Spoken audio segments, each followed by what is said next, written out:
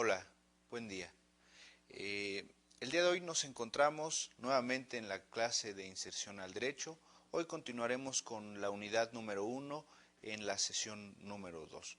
Hoy hablaremos de derecho público y derecho privado.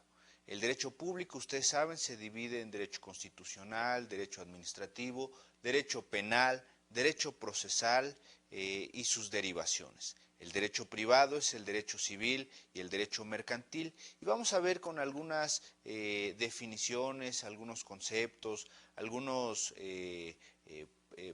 precisiones, veremos qué significan todos estos derechos, que además son tan importantes en nuestra carrera de administración y comercialización.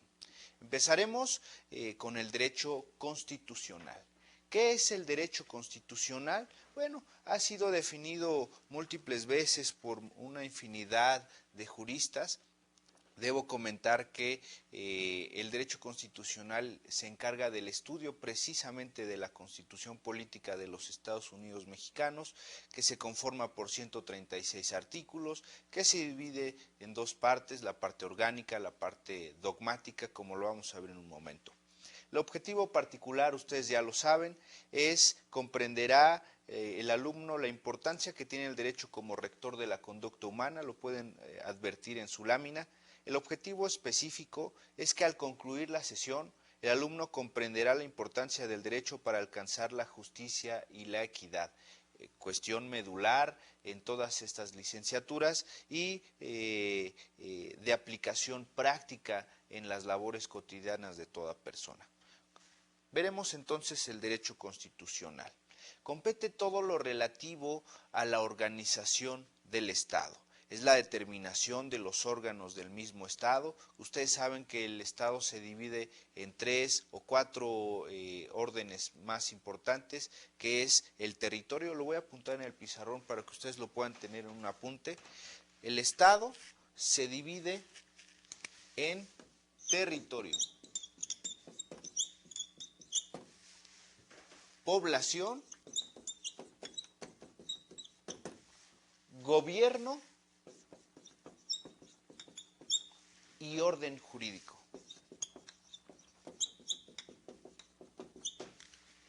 ¿Cómo podemos explicar todo esto? El territorio es el espacio geográfico, el espacio territorial de aplicación de la norma jurídica. Es, en este caso, en nuestro país, todo el territorio nacional. El Estado se conforma por todo esto. La población son las personas, son los individuos que nos encontramos sujetos a un orden jurídico, a todo ese Estado, y que por supuesto habitamos, vivimos en ese territorio. El gobierno son los órganos de dirección, son los órganos de organización de toda esa población. Una población por sí misma no podría tomar decisiones. Imagínense a todos los más de 100 millones de mexicanos reunidos en una gran asamblea tomando decisiones. Resulta ilógico, resulta materialmente imposible reunir a todas esas personas para tomar las decisiones. Precisamente por eso nombramos representantes. Esos representantes formarán parte del gobierno que dictarán las medidas necesarias para la sana organización y para la sana convivencia de las personas dentro del territorio nacional.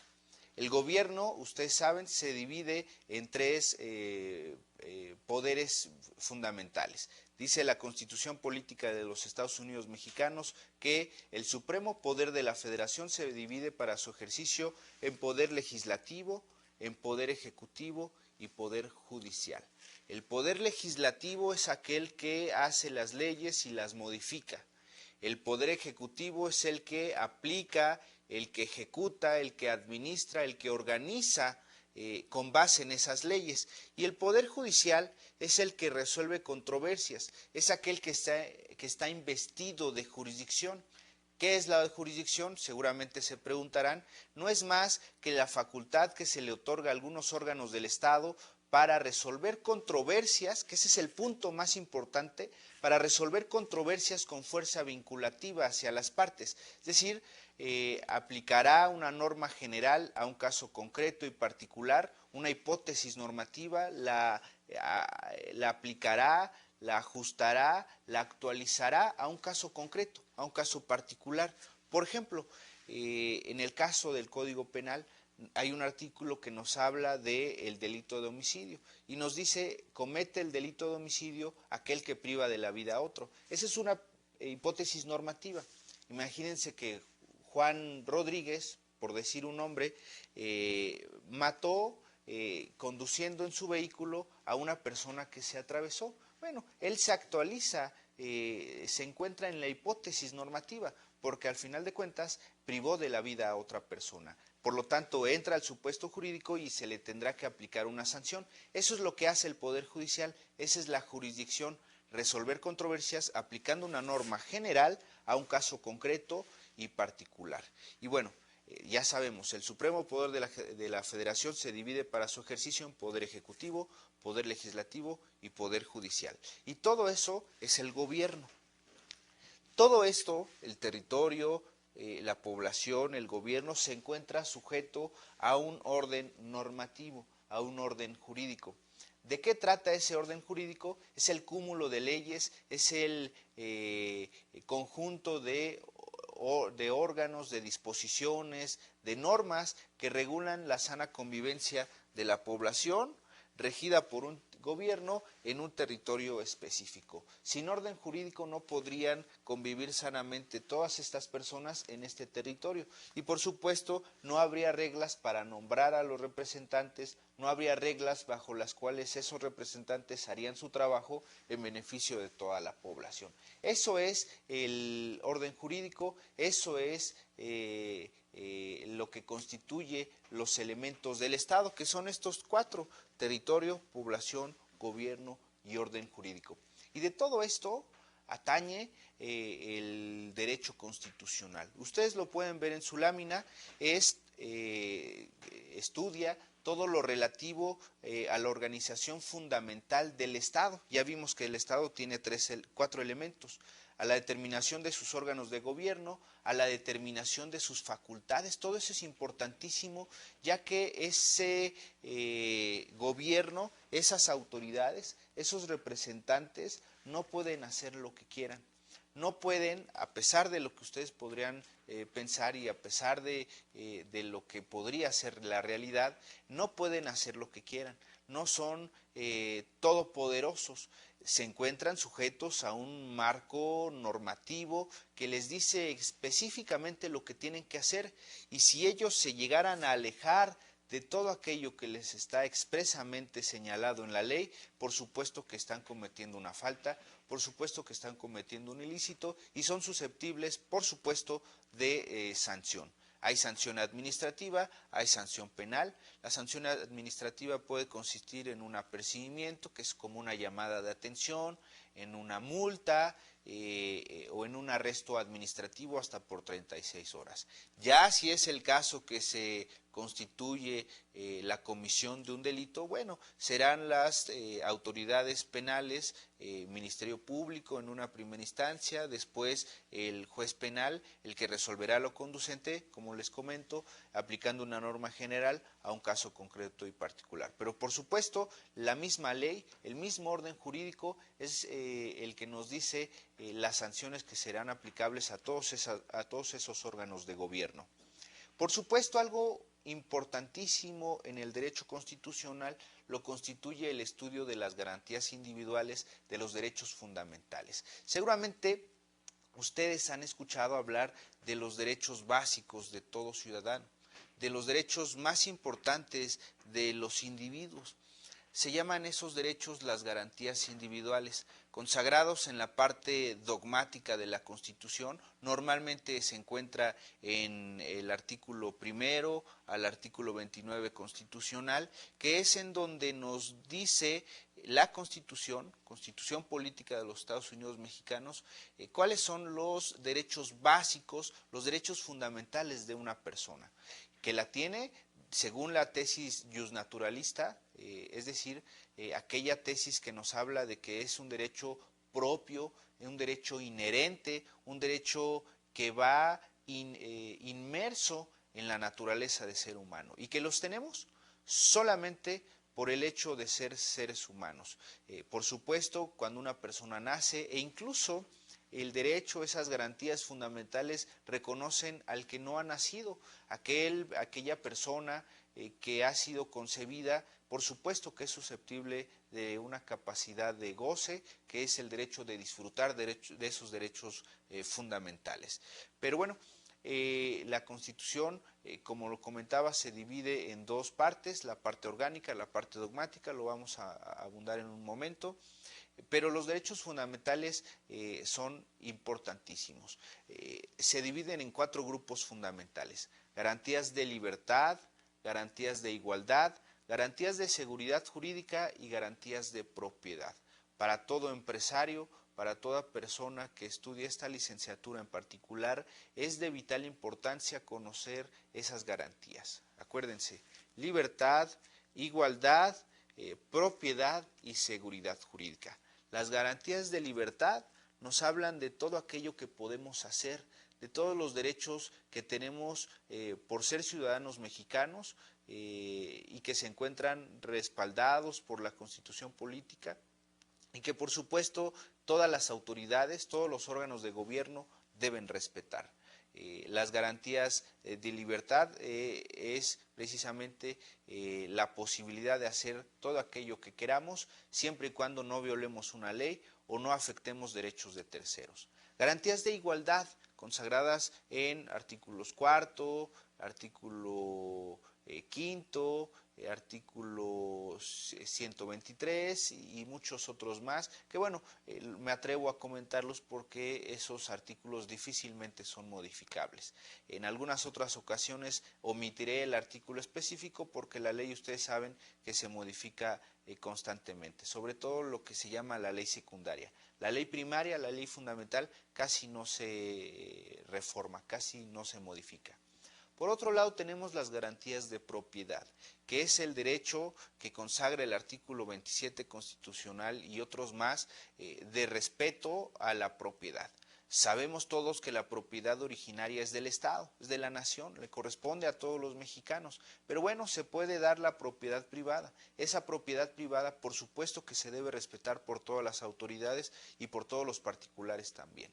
Por último, el grupo final, no menos importante, son las garantías de seguridad jurídica. Esas garantías de seguridad jurídica son aquellas que nos marcan las pautas para poder conocer los derechos que tenemos, las obligaciones que tenemos que cumplir y por supuesto la forma en que los vamos a ejercer. Es el cúmulo de prerrogativas, de facultades que tiene una persona para hacer valer sus derechos. Las garantías de seguridad jurídica, como las que tiene el procesado en la materia penal, como las que tiene la parte actora, la parte demandada en un juicio civil, el derecho que tienen las personas a ser oídos y vencidos en juicio, la posibilidad de toda persona de defenderse, etcétera. Todos esos son garantías de seguridad jurídica que son importantísimos en nuestro sistema jurídico. Y el derecho constitucional es la base de todo ese ordenamiento jurídico. Nos dice en una parte, en la parte dogmática, todas esas garantías fundamentales, garantías constitucionales que acabo yo de comentar. Por supuesto, el derecho constitucional estudia no solo las garantías individuales. Es cierto que también regula y nos marca las facultades que tienen los órganos de gobierno, cuyos funcionarios no se pueden alejar de lo que les marca la ley. A diferencia de lo que podemos hacer los particulares, que tenemos la posibilidad de hacer todo aquello que no esté prohibido por la ley y que además no atente contra derechos de terceros, las autoridades, a diferencia, solamente pueden hacer lo que les está expresamente señalado en la ley. Eso da cierta garantía de seguridad jurídica, de protección y de que las autoridades no van a utilizar equivocadamente sus facultades, sus atribuciones para beneficio personal o para beneficio de su grupo. Por lo tanto, la Constitución Política de los Estados Unidos mexicanos nos marca todos esos derechos fundamentales que tienen las personas, pero también nos marca la forma en que el Estado, ya sabemos sus elementos, se tendrá que regir por todos estos principios básicos, por estos principios fundamentales. El concepto del derecho constitucional lo podemos advertir en su lámina. Es el conjunto de normas relativas a la estructura fundamental del Estado, a la creación, por supuesto que la Constitución es la que crea todos esos órganos, la organización, las atribuciones. La organización implica la forma en que van a trabajar y las atribuciones son las prerrogativas, las posibilidades, el cúmulo de facultades y obligaciones que tienen esos órganos y las personas que integran esos órganos. La forma y el sistema de gobierno, que ustedes saben que nuestro país es una república democrática, representativa y federal, que esto es importantísimo que todo el mundo lo sepa. Primero es una república, república viene del vocablo, lo voy a anotar en el pizarrón, viene del vocablo res, public o pública. Res en latín significa cosa, es la cosa pública. La república precisamente es lo que a todos atañe, es lo que le interesa a todas las personas, por eso es la cosa pública. Ustedes podrán imaginarse que si es una cosa pública nos interesa a todos y por lo tanto nos puede beneficiar o nos puede afectar a todos. Por eso se le llama república, res pública, cosa pública. Y bueno, es una república, pero no solo eso, es además democrática. ¿Qué quiere decir eso de que sea democrática?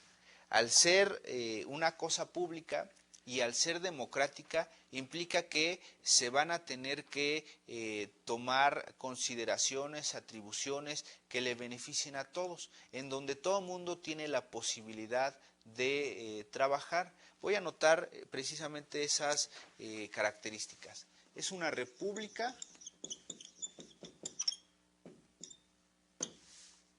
democrática, es además representativa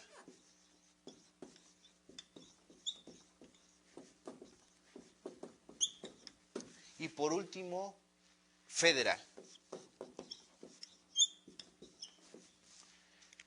Cosa pública. Es democrática porque todo el mundo puede participar. Ustedes saben que elegimos a representantes, elegimos a nuestros diputados, los senadores, elegimos al presidente de la República, elegimos a los gobernadores, elegimos a los jefes delegacionales, etcétera. Es una república democrática, representativa, porque como les comentaba al inicio de esta sesión, ante la imposibilidad de que los más de 100 millones de mexicanos nos reunamos en un solo lugar para tomar determinaciones, lo cual sería imposible, nombramos representantes, que son los que toman las decisiones por nosotros, que son los que hacen las leyes, que son los que toman determinaciones, que son los que nos ayudan a administrar y a llevar una vida armónica o por lo menos hasta donde se pueda. Es una, además, república federal. ¿Por qué es federal? Porque se constituye como una unión de estados libres y soberanos. Ustedes pueden verlo de la siguiente manera. Imagínense que esto es nuestro país y hay tres órdenes o niveles de gobierno. Por un lado tenemos el federal, que abarca todo el territorio nacional.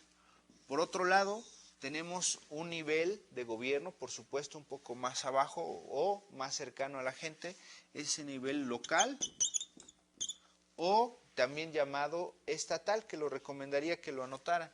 Y por último, tenemos el nivel municipal. Evidentemente, el aspecto local, en nuestro caso, de los que se encuentran dentro del Distrito Federal, pues, cambia porque se encuentran residiendo ahí todos los poderes de la federación. Ustedes saben, el poder ejecutivo está en el Distrito Federal, el poder legislativo también, las dos cámaras, y el poder legislativo, ejecutivo y el poder judicial se encuentran también residiendo dentro del Distrito Federal. Por eso se llama Distrito Federal, pero ese es el ámbito local. En Veracruz, en Chiapas, en otros órdenes estatales, será ese. Y el nivel municipal, en el Distrito Federal, toda vez que se encuentran, como les digo, residiendo los poderes, son más bien el nivel delegacional. Pero de todos ellos nombramos a representantes. Se llama federal porque la aplicación de la Constitución Política de los Estados Unidos Mexicanos es en todo el territorio nacional. Es con un ámbito federal. Dicho eso, la forma de gobierno de nuestro país, regulada por supuesto por la Constitución Política y por supuesto también nos dice los principios básicos de esta federación, de este federalismo y las facultades que se le otorgan a estos órganos que representan estos niveles de gobierno.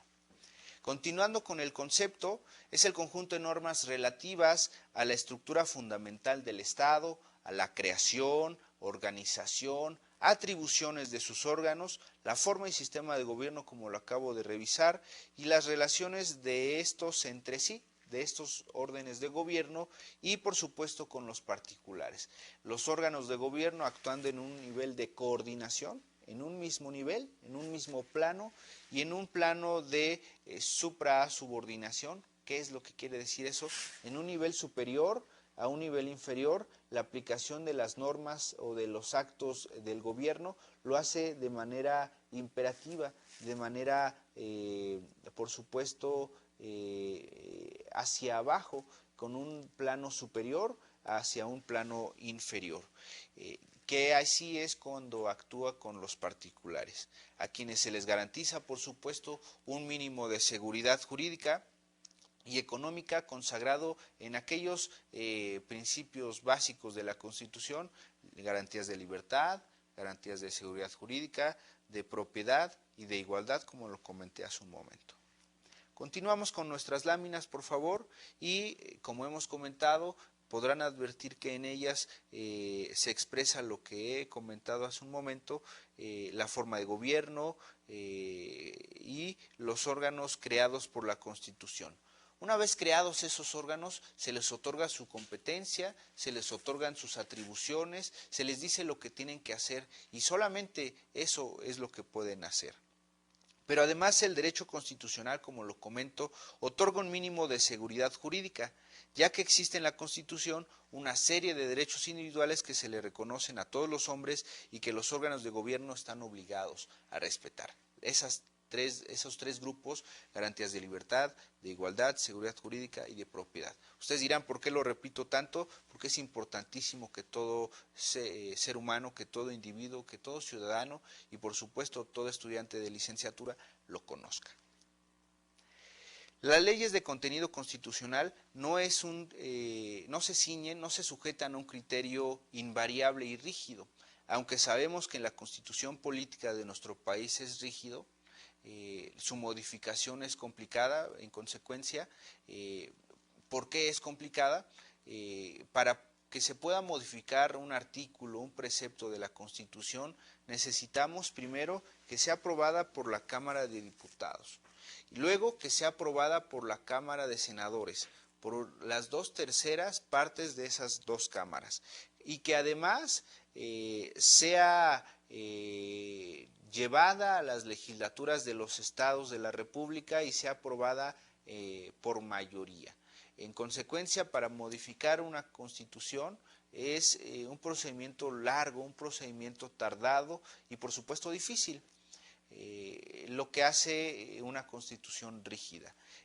Pero bueno, toda esa modificación busca, por supuesto, adelantarse o por lo menos alcanzar a la evolución social, porque siempre la sociedad va caminando mucho más rápido, mucho más ágil que las modificaciones de las leyes.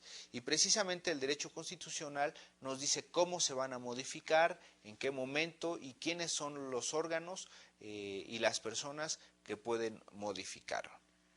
Y bueno, tal hecho se debe a que el criterio del legislador varía en el tiempo y en el espacio para fijar lo que debe considerarse relacionado de modo vital, de modo importante con la organización del Estado y ser objeto del derecho constitucional.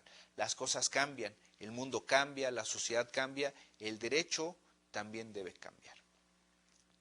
Las normas constitucionales se ajustan, por supuesto, que a los cambios sociales, ya que nos dicen la forma de organización del Estado y los derechos fundamentales que tienen los individuos. Como comenté, la parte de la Constitución que tiene que ver con su articulado, son 136 artículos, se divide en dos, parte dogmática y parte orgánica. La parte dogmática es aquella que nos habla de las garantías y derechos fundamentales y la parte orgánica, como su mismo nombre lo dice, es la que nos dice la forma en que el Estado se va a organizar. Las atribuciones específicas de las autoridades tienen que ver con la parte orgánica. Y la verdad es que a veces se encuentran mezclados los artículos, no hay una parte específica, pero digamos que en su mayoría la parte dogmática se llama dogmática porque viene de dogma, que implica que no son cuestionables o que por lo menos tienen una vigencia más o menos permanente, que se encuentran de los artículos primero al artículo 29 constitucional. En adelante se encuentra la parte orgánica, aunque no dudamos que, como por ejemplo el artículo 27 y el artículo 123 constitucional, también nos hablan de derechos fundamentales que, bueno, tendrían que ver con la parte dogmática de la Constitución. El derecho administrativo también es una rama del derecho público. También, por supuesto, tiene que ver con las autoridades, pero ¿cuál es la diferencia entre el derecho constitucional y el derecho administrativo? Digamos que en un orden de importancia, el derecho constitucional se encuentra hasta arriba y el derecho administrativo se encuentra un poco más abajo. ¿Por qué? Porque la Constitución es la base, es el fundamento, es el sustento de todo lo demás, de todo el demás ordenamiento jurídico de un país. De hecho, no puede haber leyes secundarias, no puede haber derecho administrativo, derecho penal, derecho civil, si no hay Constitución. Es la base, la Constitución, precisamente porque constituye, como su nombre lo dice, el orden jurídico, las bases fundamentales de un país. Y bueno, el derecho administrativo es la rama de derecho público que tiene por objeto, como pueden revisar en su lámina, regular la actividad de la administración pública, encargada de satisfacer las necesidades esenciales de la colectividad. El gobierno es aquella parte del Estado, ¿se acuerdan que dijimos que había 4 elementos del Estado? Territorio, población, gobierno y orden jurídico. El gobierno es el poder administrativo, es el órgano que se encarga de la organización de un país, es el que administra las cosas. Ustedes saben que en todo lugar, en toda empresa, en toda organización y por supuesto en todo país debe haber alguien que organice, alguien que administre los recursos que se tienen. Una buena administración hace un buen gobierno hace buenos ciudadanos, hace ciudadanos que se encuentran satisfechos con los servicios y por supuesto que hace ciudadanos motivados a cumplir con sus obligaciones, con sus deberes y con las normas impuestas. La administración pública en México, como pueden advertir en su lámina, se integra por el Poder Ejecutivo y las Secretarías de Estado. El Poder Administrativo, el Poder Ejecutivo, se conforma primero por el Presidente de la República. Segundo, por las Secretarías de Estado. De hecho, la Constitución nos dice que es un órgano único, que se basa principalmente en el Poder Ejecutivo, que es el titular, el presidente de la República y además el poder investido por el mismo Ejecutivo, por el mismo titular que se da a las secretarías de Estado. Es como una misma cosa, es como una misma organización, un mismo ente, porque todo el mundo le rinde cuentas al presidente de la República y ahí, dependiendo de cada presidente, dirá las secretarías de Estado que tiene. Se integra por las secretarías de Estado. Hay muchas secretarías de Estado y todo eso dependerá de la decisión del titular, el presidente de la República. El derecho administrativo, por supuesto, que nos dice quiénes son los funcionarios, cuáles son sus atribuciones, las funciones que debe llevar ese servicio público, por supuesto siempre buscando alcanzar el bien común y la seguridad social. Esa es la parte medular de todo gobierno. Un buen gobierno administra adecuadamente los recursos, un buen gobierno aplica cuando es necesario la ley, con fuerza, con todo vigor. De hecho, es auxiliar el poder ejecutivo, el poder administrativo, si ustedes quieren llamarlo, es auxiliar de todos los demás poderes. Si el poder legislativo dicta una ley, pues el ejecutivo la aplica. Si el poder judicial aplica una norma general a un caso concreto en particular, como dijimos, la jurisdicción, ejerce jurisdicción, resuelve una controversia, por supuesto hay dos formas de cumplir, por la buena o por la mala. El cumplimiento voluntario no habrá problema, pero el Estado tiene el derecho de hacer cumplir sus propias determinaciones, de tal suerte que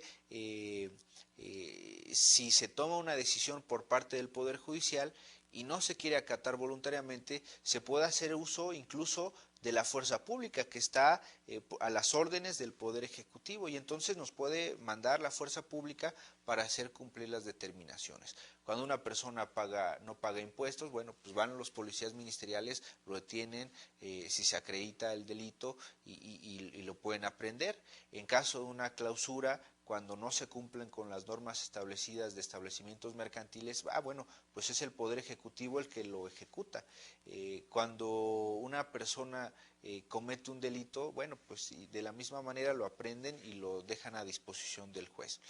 Cuando el Poder Judicial actúa, el Poder Ejecutivo también lo hace, porque es el que aplica las sanciones. De hecho, los reclusorios, de hecho, los ministerios públicos no forman parte del Poder Judicial, forman parte del Poder Ejecutivo.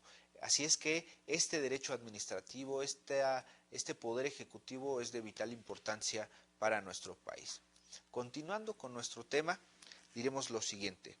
Del derecho administrativo y la administración pública en nuestro país, sabemos que se integra por esa administración, estas secretarías de Estado, y debemos decir, es una de las manifestaciones específicas del poder del Estado y de ciertos de sus órganos que se encuentran en relación con el poder administrador. ¿Cuál es el poder administrador?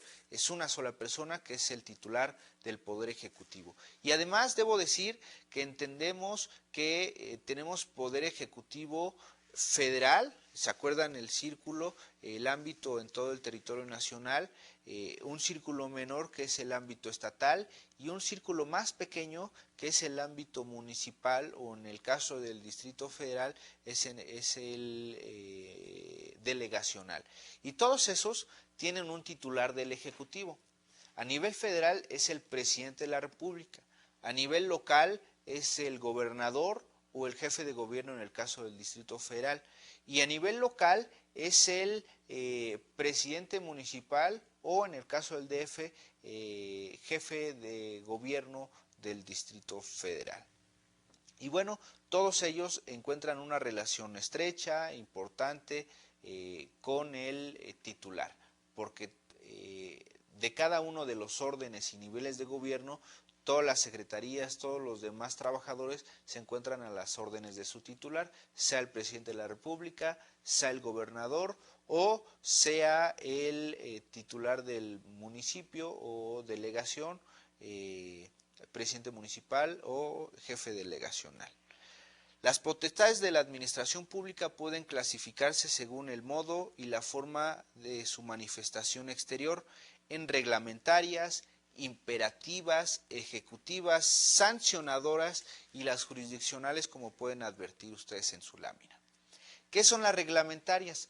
Normalmente son las autoridades administrativas las que tienen la posibilidad de dictar normas, se llaman reglamentos, normalmente reguladas en el artículo 89, fracción primero de la Constitución, que nos dicen cómo se van a cumplir las leyes que dicta el poder legislativo.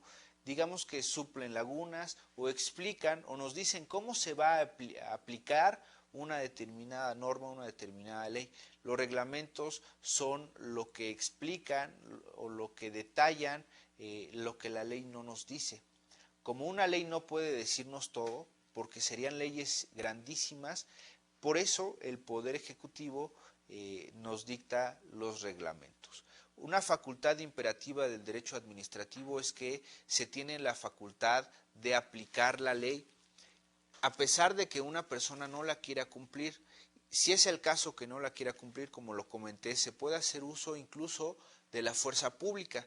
Por eso es una facultad imperativa. Cuando una persona, trabajador de una delegación o de un municipio, hace una visita de inspección a un establecimiento mercantil, el titular, el representante del establecimiento mercantil, no puede hacer más que seguir el procedimiento. Y si no lo sigue o si no cumple con la norma, por supuesto que en uso de la facultad imperativa, el órgano administrativo va a sancionar, va a clausurar ese negocio. Por lo tanto, es muy conveniente que cumplamos con las disposiciones y, por supuesto, para cumplir primero necesitamos saberlas y por eso estamos aquí. Además son ejecutivas porque son unilaterales, no se le pregunta, no se le cuestiona, simplemente se dice lo que se tiene que hacer y se tendrá que cumplir. Son sancionadoras porque en caso de que no se cumpla con la norma, se le puede imponer una multa, una sanción o en el caso de un establecimiento mercantil, incluso una clausura, cosa que ustedes deberán tomar muy en cuenta en su práctica profesional. Y las jurisdiccionales. ¿Qué son las jurisdiccionales? Es cuando aplica jurisdicción. Ya vimos que la jurisdicción es aplicar una norma general a un caso concreto y particular. También lo hacen las autoridades normalmente en los procedimientos administrativos. Siguiendo con nuestros temas, la potestad reglamentaria del poder ejecutivo o del poder administrativo es el poder reglamentario de la administración pública, que se expresa materialmente en una labor secundaria de complementar en forma concreta las disposiciones de la ley. Es una función necesaria de la administración para poder realizar sus objetivos, sus fines, y por supuesto apoyado en la facultad legislativa, en el poder legislativo que nos dice las leyes. La administración puede, en uso de esa facultad reglamentaria, que lo comentábamos que es la posibilidad de hacer reglamentos que expliquen una ley, dictar reglamentos autónomos, pero supeditados a expresas disposiciones constitucionales. Nada ni nadie puede alejarse a lo que diga la Constitución, ni mucho menos los poderes administrativos, los órganos administrativos. El reglamento autónomo es una expresión proclive al error, es decir, son seres humanos, son personas que pueden equivocarse, no deberían equivocarse, pero al final de cuentas lo hacen. Y bueno, ¿qué pasa si se incurre en algún error? Se puede subsanar dictando otra medida, otra reglamentación, modificando sus propias determinaciones, o el gobernado que se encuentre afectado por esa situación puede solicitar que un órgano jurisdiccional evite que se siga cumpliendo esa norma o ese reglamento que considera inválido, que considera ilegal. Por supuesto que todos los actos de todas las autoridades son revisables por un superior jerárquico o por otro órgano como puede ser un órgano jurisdiccional. Todo esto, por supuesto, sustentado en lo que la Constitución Política de los Estados Unidos mexicanos nos marca. Una potestad imperativa es la facultad que tiene la autoridad de la determinación inmediata, sin gestión intermedia. ¿Qué quiere decir eso de sin gestión intermedia? No se le pregunta a las personas, ¿quieres cumplir la ley? Eso nunca va a pasar, simplemente se le dice, cumple esa ley y si no la cumples te voy a sancionar. Eso es lo que hace el poder administrativo, el poder ejecutivo. Con carácter de orden y de mando, por supuesto, sin que sea cuestionable. Puede en todo caso impugnarse esa resolución ante otro órgano o ante otra instancia, pero de inicio se tiene que cumplir.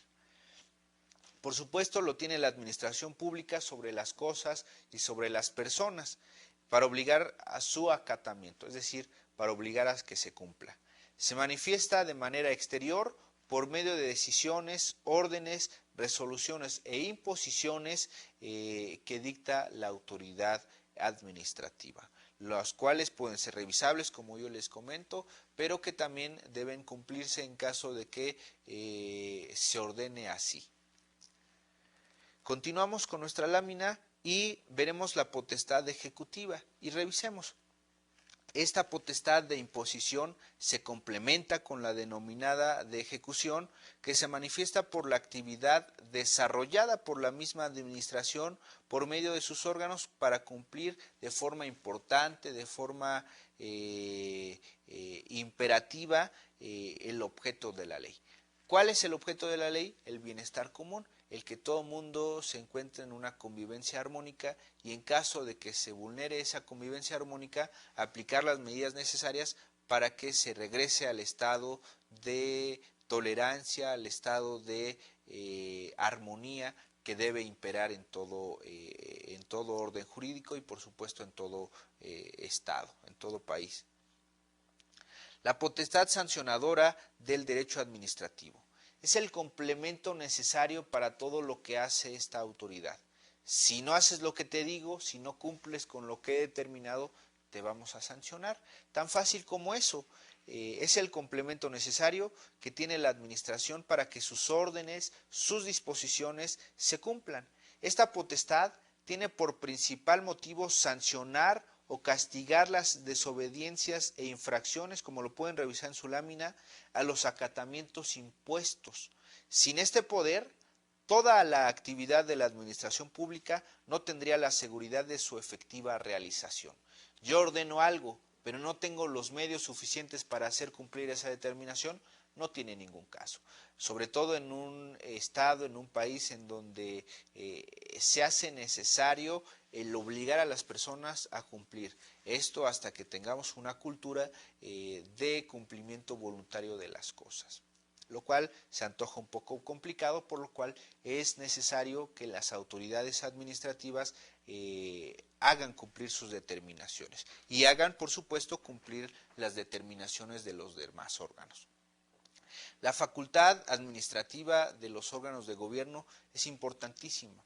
Sin ella no se pueden cumplir las determinaciones, sin ella no podemos garantizarle al ciudadano una convivencia pacífica, armónica, de tolerancia, de reciprocidad.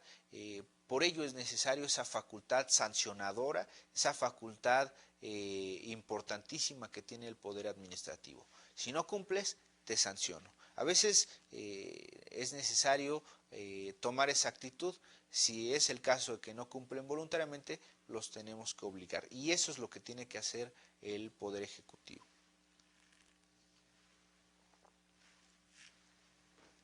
Esta potestad es de carácter penal. ¿Por qué penal? Si estamos en el derecho administrativo y el derecho constitucional. Es penal porque se le impone una pena, una sanción. No es penal, no es del derecho penal, que corresponde también al derecho público. Es más bien que se le aplica una sanción. Es una sanción administrativa. y comprende una materia especial denominada derecho penal administrativo, en donde se une el derecho penal con el derecho administrativo, y es en donde, en virtud del incumplimiento de una norma administrativa no penal, se le impone una sanción, se le impone una pena, que se ubica dentro del poder de la policía, dentro de los mandos, por supuesto, de gobierno, del poder ejecutivo.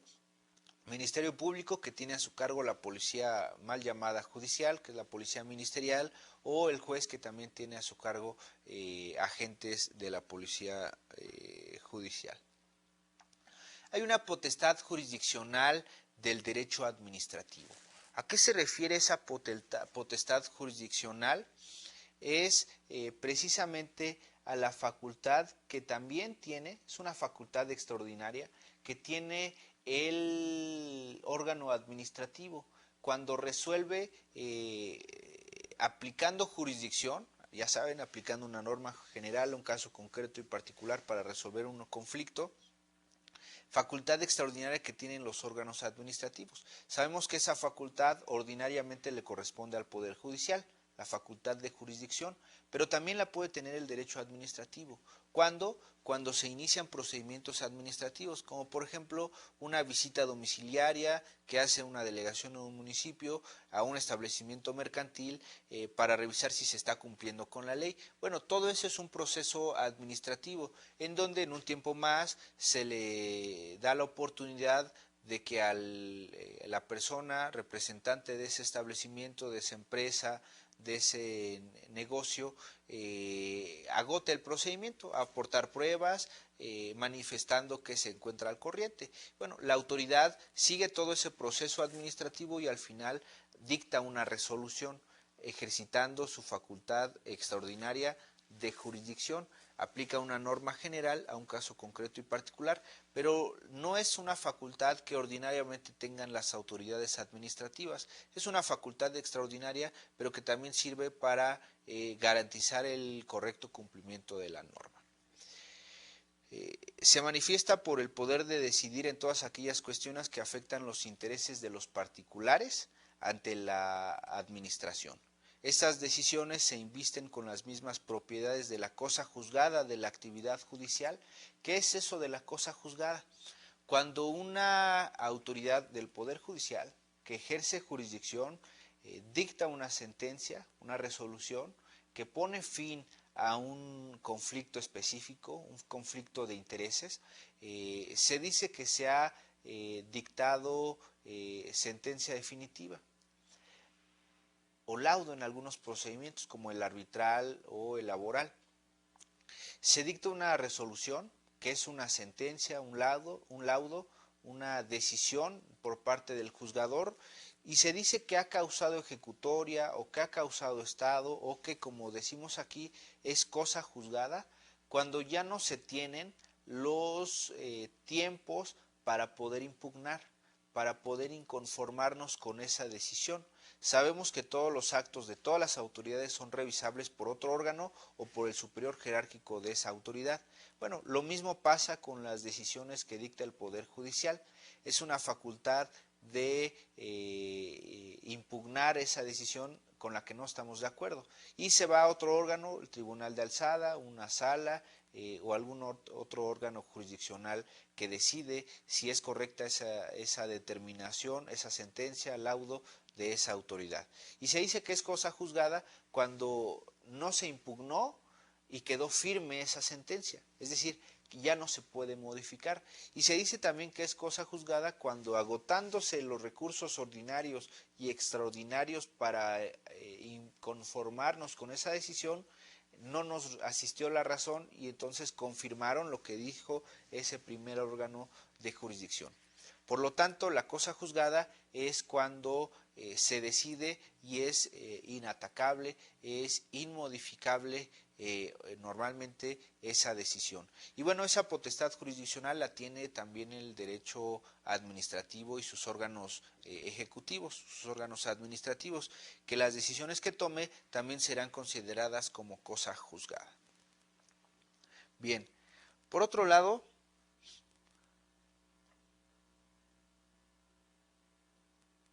tenemos el llamado derecho penal, que, como habíamos comentado, el derecho penal lo constituye una rama del derecho público que se encarga precisamente de aplicar una norma general a un caso concreto y particular.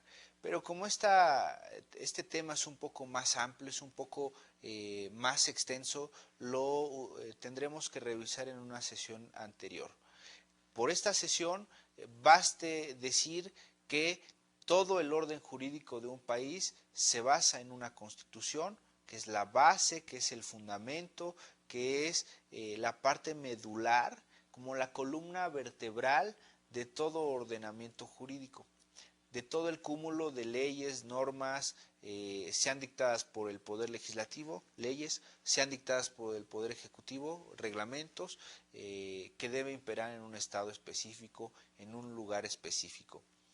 Comentamos también acerca de la forma de gobierno, una república democrática, representativa y federal, y explicamos a qué se refiere cada una de esas cosas, tema importantísimo para todo ciudadano. Revisamos también las características del derecho constitucional, las dos partes de la Constitución, la parte orgánica, la parte dogmática. Sabemos que la parte dogmática de los primeros artículos del 1 al 29 nos dicta los derechos, las normas fundamentales que tiene todo individuo, que los tiene por el simple hecho de ser persona, por el simple hecho de ser individuo, y también las facultades más importantes que tienen los órganos. Y ahí estamos hablando de la parte orgánica, que es la forma en cómo se va a organizar el Estado. Además de eso, revisamos también que la Constitución es el fundamento de todo el sistema jurídico.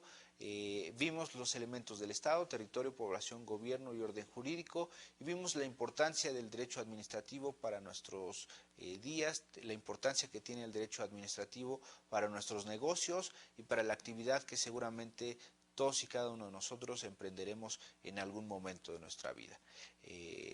Dicho lo anterior, no me queda que despedirme de ustedes, esperando nos veamos en la siguiente sesión, y bueno, como consejo les recomiendo que revisen la Constitución, compren, consigan una Constitución Política de los Estados Unidos Mexicanos, quizá esa sea una actividad que se les encargará, y revísenla, vean el índice, adviertan, ubiquen en dónde encontramos las garantías de igualdad, en dónde encontramos las garantías de libertad, las garantías de propiedad, las garantías de seguridad jurídica, y vean los artículos. No saben cómo les va a gustar esa actividad. Les va a encantar seguramente encontrar cuáles son los derechos que tenemos por el simple hecho de ser personas. Cuando una persona, cuando un individuo no conoce sus derechos, está sujeto a que se aprovechen de él, está sujeto a que se cometan ilegalidades, y la mejor forma de defendernos es conociendo nuestros derechos. Muchas gracias por su atención, nos vemos en la siguiente sesión.